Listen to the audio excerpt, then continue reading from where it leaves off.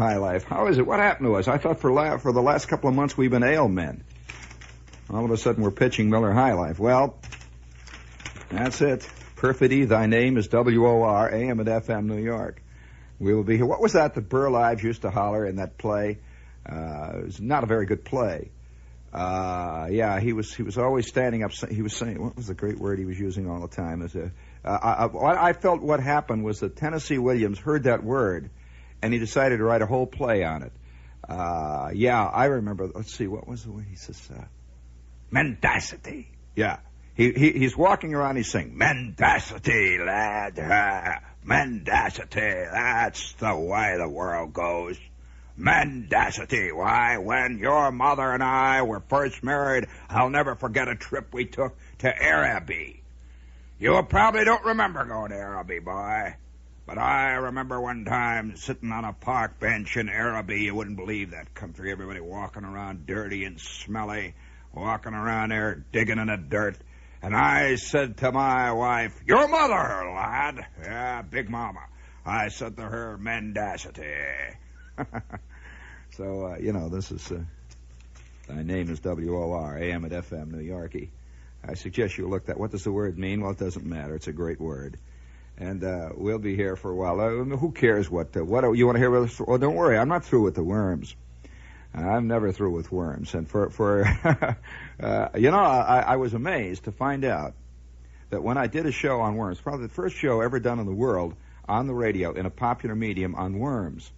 And I'm not talking about the little kind of shows, they do in the early morning at 7 o'clock or 6 o'clock or 3 o'clock in the morning when Uncle Fred, the farm expert, comes on and he talks about milking cows. I'll tell you, I've been involved in a couple of those. I'll never forget one commercial they had for cows. You wouldn't believe some of the things they do to cows. Yeah, and it came right out on the air in a commercial. We'll send that script to you if you're over 21. Signed, you must provide the certification of age there, son.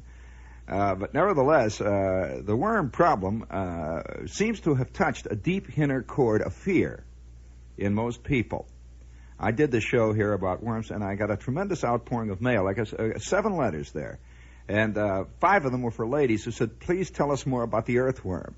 And something about earthworms. Well, I'm going to tell you. One night, speaking of earthworms, and this, I'll finish the first story and tie it in with the second because they're connected.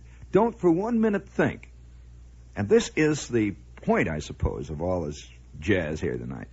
That we know, honestly, the illusion that we know things. That as long as you can put as much jabberwocky as you want in a book, lay it down, bind it in cardboard, put a little glue on the back of it and some gilt on the back of that, and put it on a library shelf with a number on it, number 1722D, general knowledge, intimate biology of worms. You figure you really do. I think man has we for the past. Possibly the past 2, 3, maybe 3,000 years have been embarked on the greatest, well, it's the only one because man is the only animal that we know of that's capable of it, the greatest mass delusion ever in the history of the solar system that we honestly know. I would submit that probably 95% of, quote, knowledge that we have accumulated, and I'm talking about the whole race, us, mankind, I'd say about 90% of the knowledge that we have accumulated is myth, it's dream, it's rumor, it's innuendo, it's floating little pieces of gray clouds, which somehow we've been able to capture with butterfly nets and put inside of covers. And the other 5% we don't want to look at. That 5% we don't even deal with. I'm telling you, we run as far away. What I'm really saying is that how much of anything can you really believe? Now, man is very great on technical things. He really is the scene. He can tell you how many types of turtles there are. He really can. He can tell you the shape and the color of the various eggs laid by various types of robins.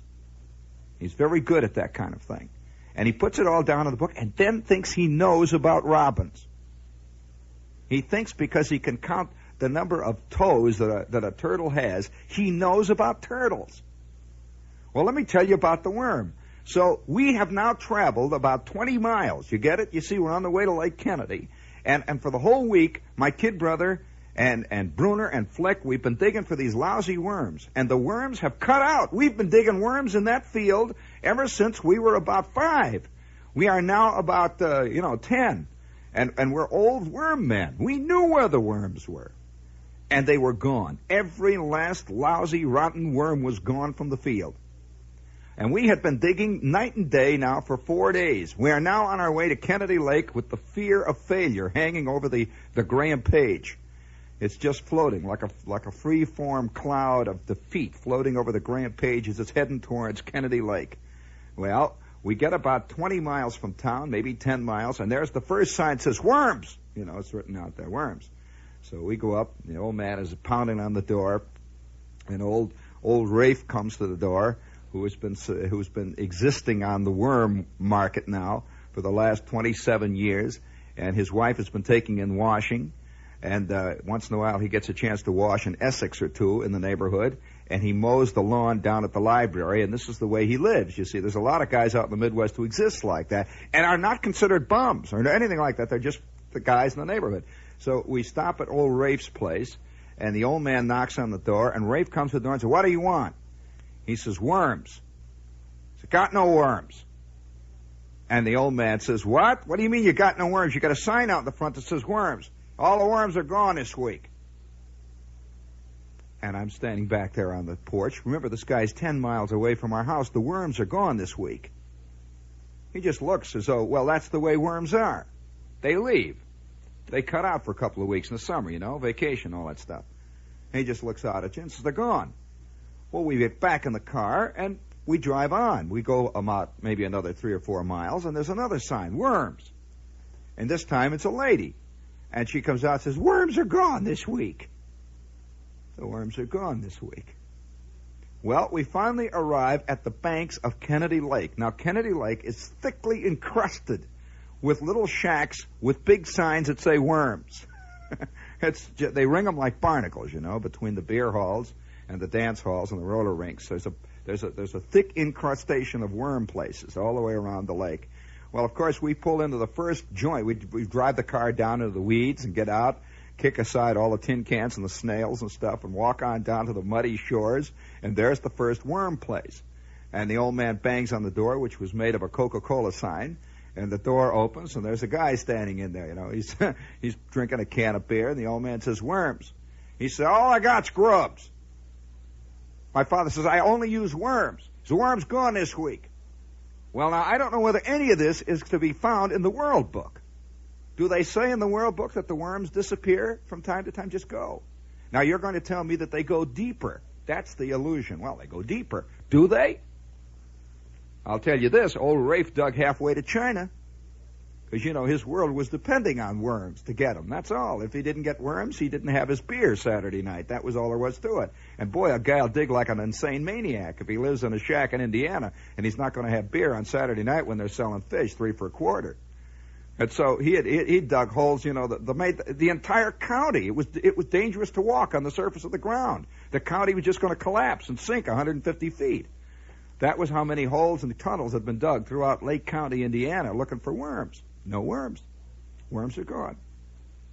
Well, all I can tell you is that we spent 3.5 miserable hours in the mud flats down there, digging around, trying to look for what they call newts. Now, you know what is it, a newt? I'll tell you about a newt. I mean, I could go on to that. A newt is like a frog that never made it. It's also, a newt is like a lizard that chickened out somewhere along the line and didn't quite become a lizard. And also, a newt is sort of like, if you can imagine, a bullhead with feet. And he never quite made it as a bullhead. And a newt is a very unloved creature. And once in a while, people will only in rare cases, in terrible extremities, in extremis, when the worms have gone to Michigan or wherever it is they go for their vacation, will guys look for the newts. And then, of course, the illusion, of course, is that they'll never get newts. They never do. No one ever finds a newt.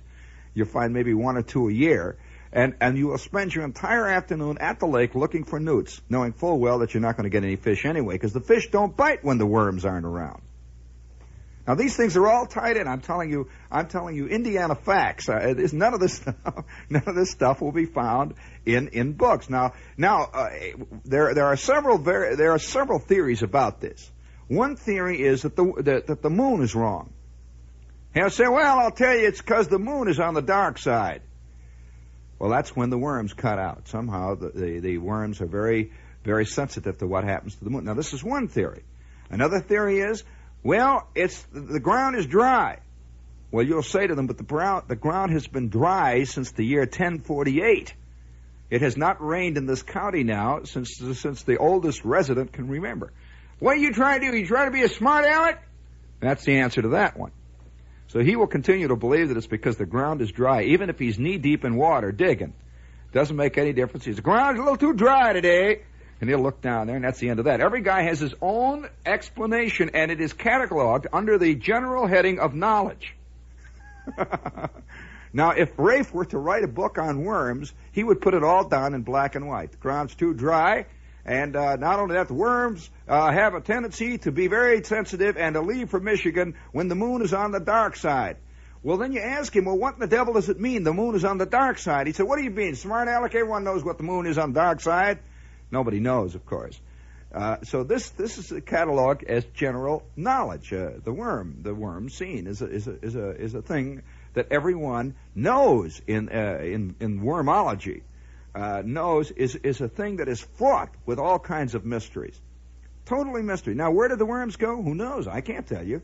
Everyone's going to say, now tell us the end. Where did they go?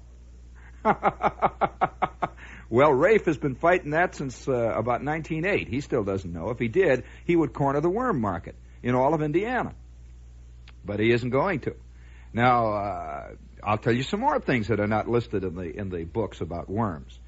Worms, no matter how deep they are underground, are very sensitive to certain kinds of noises. Are you aware of that? I'll tell you one of the things you can do if you want to try messing around with worms. Have you ever fooled around in junkyards and looked for busted springs, car springs? Well, you know the leaves in car springs. Have you ever seen them that are often used as tire tools? Guys will take them and they'll sharpen the end. They use it as a tire tool. They'll do all kinds of things because that's a very handy piece of metal, that's made of good spring steel. And as kids, we used to spend a good percentage of our Saturday afternoons fooling around the dump looking for car springs. Now, that's the big leaves, the big long leaves. And once in a while, when you find a proper leaf that is at a right length and it has a certain resonant frequency, if you hit it with a hammer, you take it out in a field, and you tie a string around it so it'll swing free, so that it does not, you don't dampen it with your fingers. You tie a string around it, and you hit it with a ball-peen hammer. And you just stand there and you keep your can ready, Dad, because the worms are going to be jumping into your lap. Somehow this is a worm concert and they can't stand it. And you just stand out there. Now, the thing that I have to make very clear to you here is that not every tire piece of metal, not every spring works. It has to be a specific. Now, you can get two of them that sound exactly alike. You can tune them, yeah. You keep busting it off until they both sound. One will work and the other won't. Now, why? Well, you're going to say to me that the subtle overtones are not quite the same. Well, I have seen guys try this scene with oscilloscopes. I've seen them run Lissajous figure analysis on the sound created by a specific 1929 Essex busted spring. I've seen guys try 1948 Oldsmobiles. It was reputed, incidentally, in case you're interested, that the Buick Century had the best tire spring to be found for worming. Now, they were terrible tire springs in the cars. They were busting all the time. That's why we could get them, you see. But they were great for worms. I don't know whether the General Motors knows that it... Yeah, there were a certain width or something, and everyone would look for the springs. And in fact, you'd walk down the street, and you'd see this Buick Century, and guys' hands would itch. They just want to get under the rear axle and take them springs right out of there. They knew they could make a fortune in worms.